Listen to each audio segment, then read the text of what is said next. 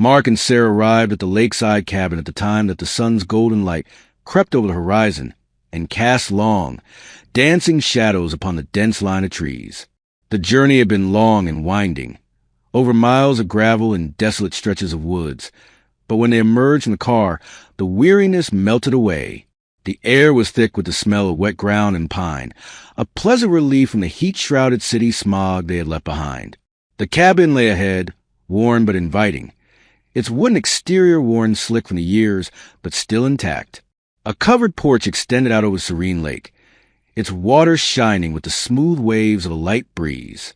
The quiet was thick, tangible, broken only by the distant wail of a loon and by the rustling leaves overhead, drifting high in the air. "Perfect," Sarah whispered, nearer to Mark, her hands full of anticipation and fear.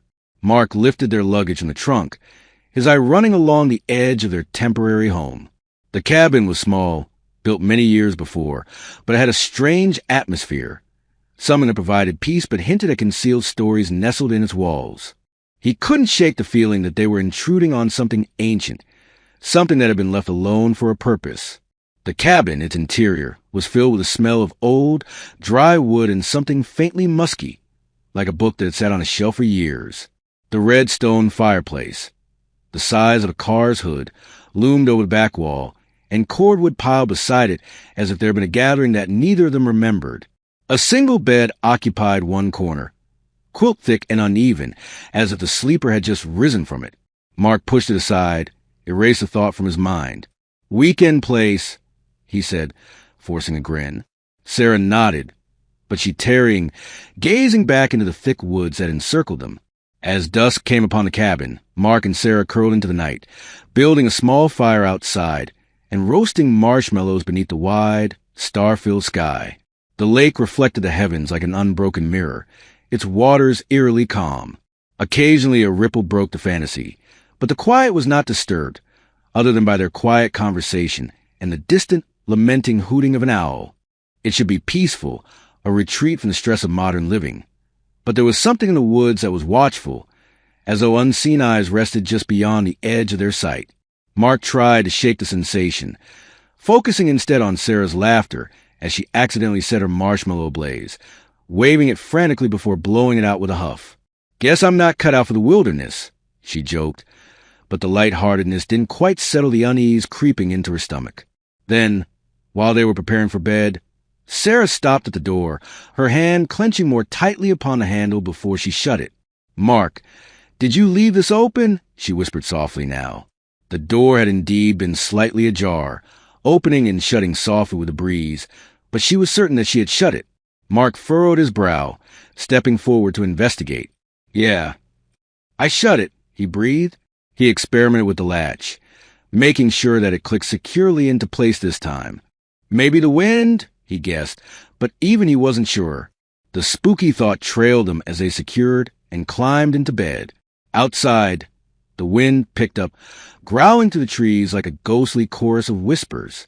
As Sarah drifted off to sleep, the creaking of unmistakable footsteps, measured and deliberate, across the wooden veranda cut through the night. Her breath caught in her throat, body tensing under the covers. She turned to Mark, who was already sitting up, his face shaded in the dimness. "You heard that too?" she whispered, her hand gripping the blanket. Mark nodded, his pulse thudding in his ears. He threw his legs over the side of the bed, grabbing his phone before stealing to the window. He gazed out the window, his breath misting on the panes. The porch was empty. Nothing stirred, and yet the impression of being watched, of something lurking just beyond their reach, lingered. The sunlight streamed into the window, slicing into the uneasy remnants of night before. Mark and Sarah went through motions in near silence, the two of them locked inside their own heads. Breakfast had been a going-through-the-motions meal, toast, coffee, eggs, though neither of them had much of an appetite. "Let's hike that trail," Sarah proposed, her voice thick with forced cheer. Mark agreed, relieved to get out of the cabin's stifling quiet. They assembled a day pack with the necessities, water bottles, first aid kit, and flashlight before heading out on the trail into the depths of the wild. The forest was glorious, a maze of enormous trees that filtered the sunlight into fragments of light, casting dreamlike patterns upon the earth path. The crisp autumn air filled their lungs, stimulating but with an undertone of damp soil.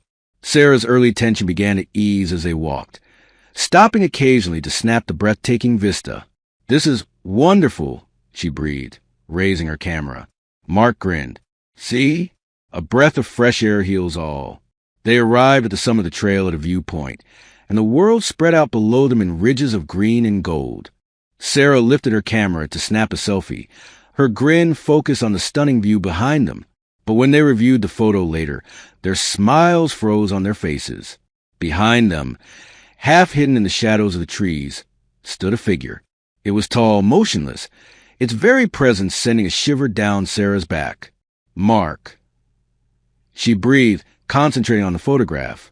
The figure had no discernible features, only a dark form blending with the trees. Mark's stomach twisted. They had been alone, or at least, so they'd thought.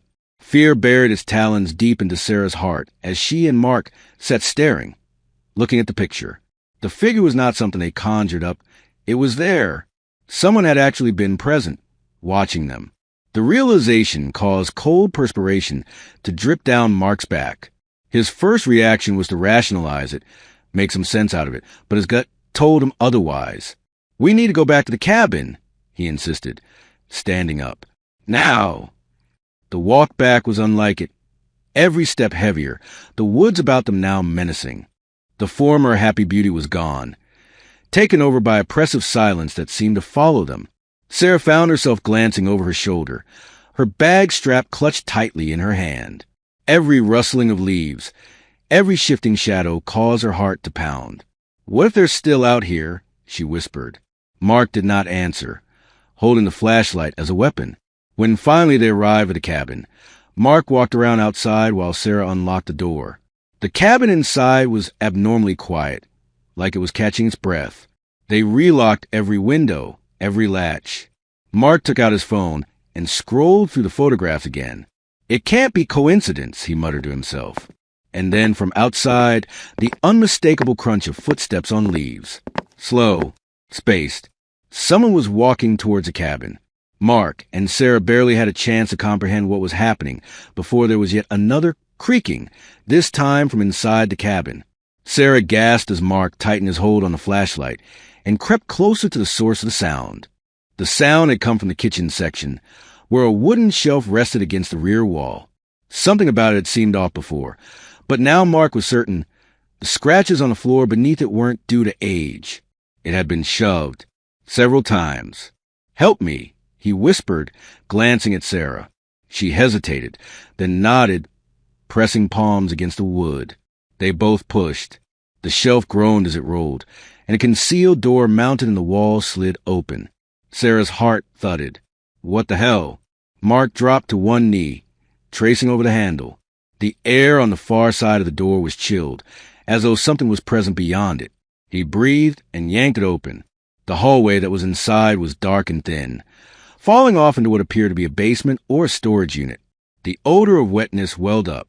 Mark directed the beam of the flashlight downwards, the beam picking up a sharp wooden stairway, leading downward to darkness. Sarah shook her head. "Absolutely not. We are not heading down there." Mark gulped. "We have to go and investigate inside." Reluctantly, they went inside. The feet creaked beneath the weight, each step spewing dust into stagnant air. The cellar was tiny, the walls coarsened with decayed wood beams. In one corner of it sat an old rickety cot, a blanket hanging off it. On its rim were stacked an afterkin, all standing vertically.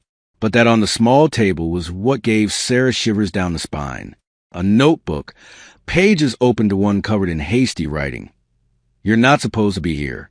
Sarah clutched Mark's arm. This was recent.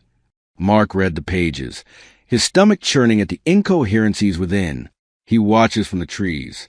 He doesn't like strangers. I tried to warn them, but they don't listen." His heart pounded as he reached the last entry. "They'll be here soon. I have to go." A creaking sound from upstairs made them both freeze. Footsteps, measured and slow, walking on the wooden floor above. There was someone in the cabin. Mark turned off the flashlight, leaving them in the dark. He and Sarah stood, both holding their breath as the footsteps moved closer. Then nothing. Sarah clutched his hand so tightly it hurt. Minutes passed. Then another sound. The front door creaking open. The stranger was leaving. Mark signaled Sarah to stay put as he padded back up the stairs. He peered out the window just in time to catch a glimpse of a dark figure cutting through the trees. The man walked purposefully, vanishing into the heavy forest beyond the cabin. "He's gone," Mark breathed. Sarah exhaled a trembling breath. "We need to leave." But as they grabbed their things, something on the porch caught Mark's eye. Another note wedged beneath a rock. He picked it up, unfolding it carefully. "The lake. Midnight." Mark read the words aloud, his mind spinning. "What does he want from us?" Sarah shuddered. "I don't care. We're not meeting him." But deep down, Mark wasn't sure they had a choice. They quarreled over going, but something in the note niggled Mark's interest. If the stranger wanted to hurt them, he would have done it by now. He left them messages instead. Threats. "We go," Mark said finally. "We find out who he is and what he wants." Sarah huffed a frustrated breath, but nodded. "Okay, but if this goes wrong, we take off." At midnight, they made their way down to the lake. The air thick with mist. The moon was half hidden behind clouds, and its silvery beam threw eerie shadows on the still water. Then they saw him. A figure stood at the edge of the water, his silhouette barely distinguishable from the blackness that engulfed him. He was tall and skeletal, his garments tattered and worn. Mark hesitated before proceeding. "Who are you?" The man shifted uncomfortably, his face only now visible in the poor light. He was older than Mark had expected, his beard unshaven, his eyes lined with exhaustion. "You shouldn't be here," he said quietly. "It's not safe." Sarah crossed her arms. "You've been following us." "Why?" "Little insight. Because I was trying to keep you from becoming like them." Mark's stomach tightened. "Like whom?" The man gestured toward the water. "Look down." Mark cast his flashlight across the beach. The beam struck something half buried in the sand.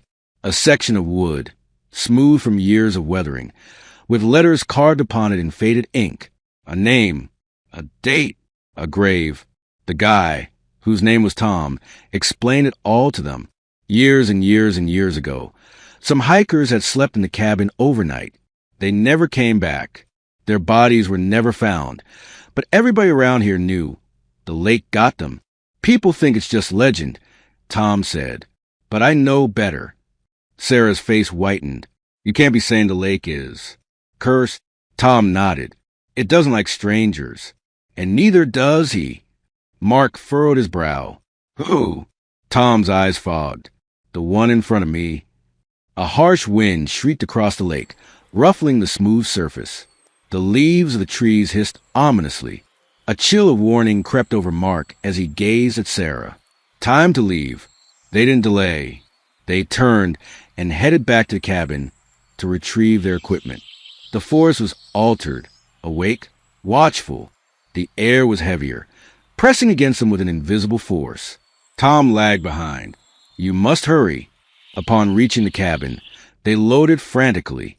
Mark yanked open the door, freezing at what he saw inside. The furniture had been moved around. The bedclothes were in disarray. Someone had visited. Sarah gasped, retreating. "We must leave. Now!" Shouldering their packs, they sprinted to the car, Mark fiddling with the keys. As the car engine roared, he caught one last glimpse of the lake through the trees.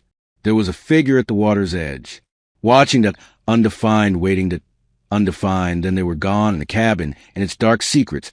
Behind them, but undefined, they never glanced back.